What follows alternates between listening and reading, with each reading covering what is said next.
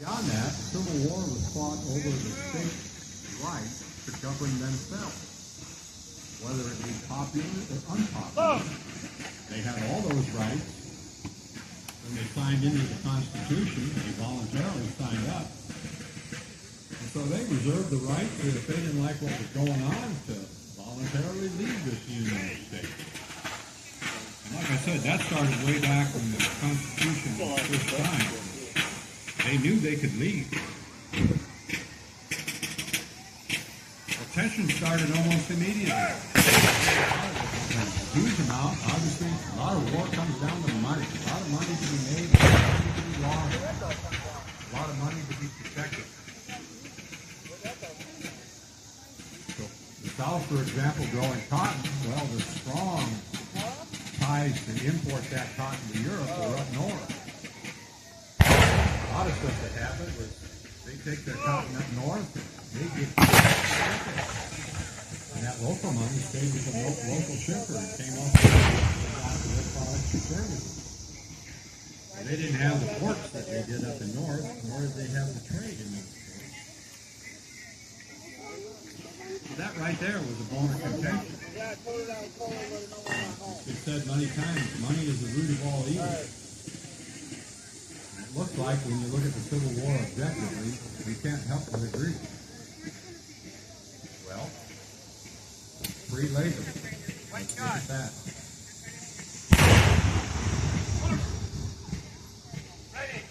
You know, when the American Civil War broke out, there actually was a huge amount of slave states up north. Washington, D.C., for example, the District of Columbia. There was slave trade there. And there was slave trade after the Civil War broke out. There was slave trade in Maryland after the Civil War broke out. In fact, a lot of that northern slave trade didn't end until the amendments to the Constitution were ratified that outlawed slavery. So you had a handful of southern states, of course, they maintained slavery. And obviously that was an issue. Economy was an issue, but the slaves were part of the economy. So the southern states, after decades and decades of strife with the way the federal government was being run, the way the power broke, South used one major foundry, and that was called Traeger. Again, since both countries originally came from the same army, the federal army, the South had what they had what they could pick up, and they tried to manufacture as close as they could what the big foundries up north made. And there were some differences, but they were pretty much the same thing. And same thing I'll talk about in a little bit about rifles. Like I said, the 6-pounder was almost obsolete during the war. But the biggest cannon out there, if you look to the northwest side of the battlefield, you'll see a big bronze gun. Just for your information, that's an original barrel on there for the Civil War, and that barrel has a name by some soldier 160 years ago, and that name is Molly. And Molly is artillery is the king of the battlefield, and Molly is the king's king. It is the most powerful piece of field artillery out there. It has a massive bore. If you shoot a solid shot, it shoots a piece of iron that weighs 12 pounds. Capable of shooting explosive artillery as well as the most deadliest. If you watch the movie Galesburg, all these guns are capable of firing what's called canister shots. Man, that's out in your face stuff, 300 yards away. Or any number bound together. Very short range, 300 yards away, but it goes off like a massive shotgun. And it's designed to be aimed strictly at those men standing out there. So when you get a chance to get after the battle, they're going to try to load up pretty quick. So walk over by the wire there, by the wire with the marking tape on it, and take a look at mine. It's rare to ever see another one. Yeah, there's a few in cemeteries and a few here and there, but you don't see many of them out on the battlefield still actually being used. Somali has a long history.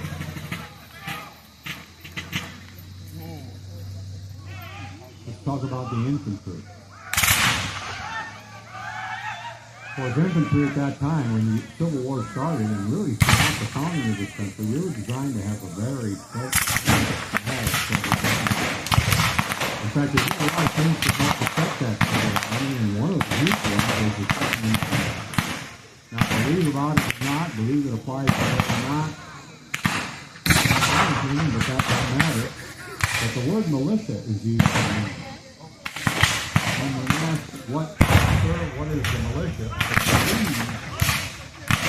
it might have been Benjamin Franklin. And his response was, the militia is the people. People, you and I. You see, at that time, citizen soldiers were how this country was defended. It was a small army. But they knew that if they had an armed citizenry, they could turn to folks like you and me and say, we need you.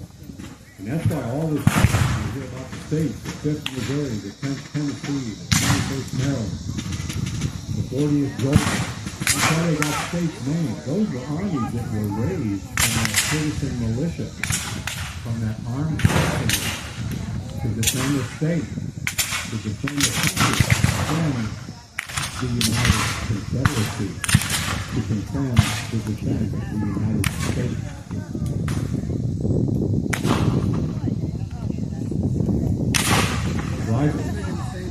You know, during the American Civil War, the United States did not manufacture its own rifles.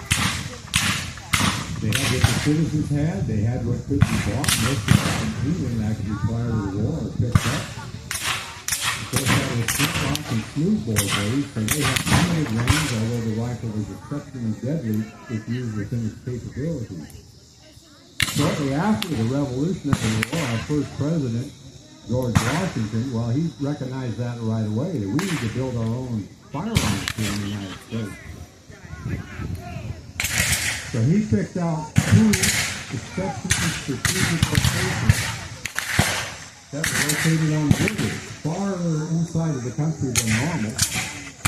One of those was at Springfield, Massachusetts, and the other one was at Harper's U.S. Rifles and other small arms for years.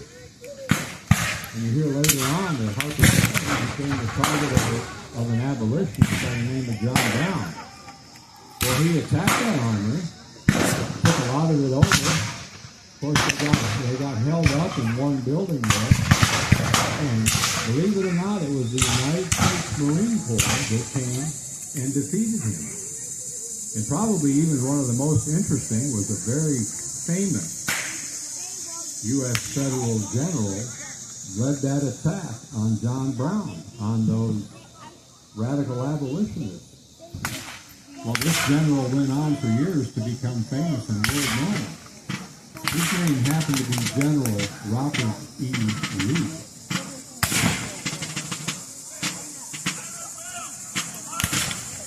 South, of course, they didn't have the manufacturing capacity to the north, and tried to import as many weapons as they could. A real popular affair made in Great Britain at that time was called the 1957 War.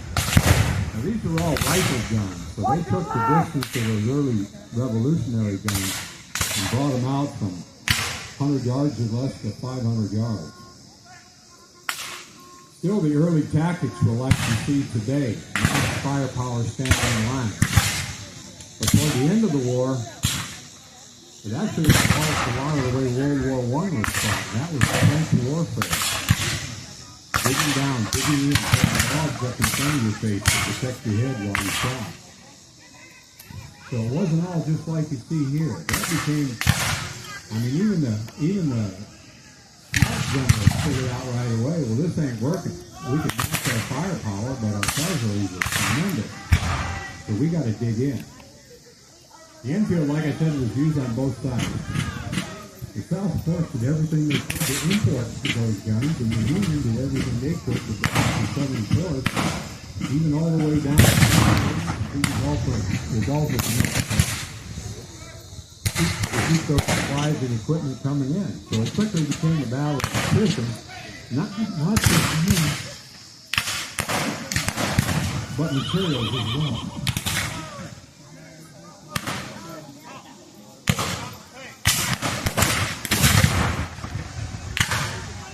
talk about artillery. The rifles went from smoothbore to rifle bore.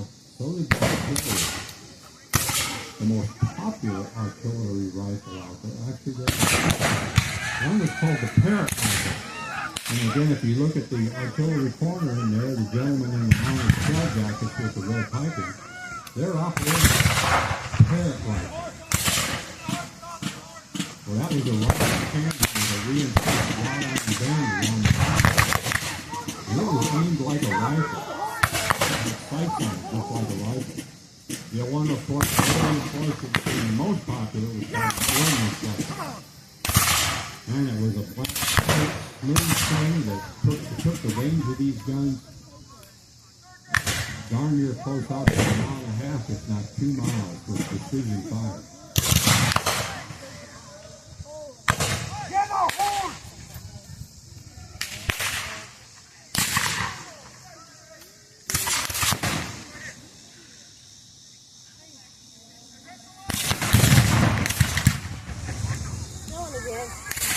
Just a little bit more. Just a little bit more.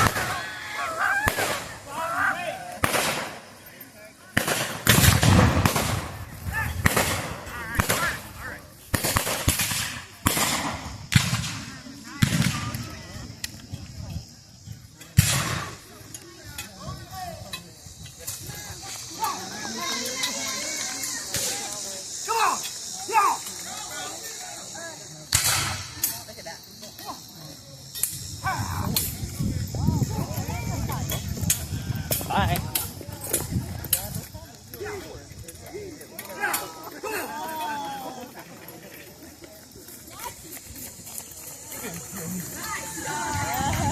Well, looks like the South has prevailed this afternoon.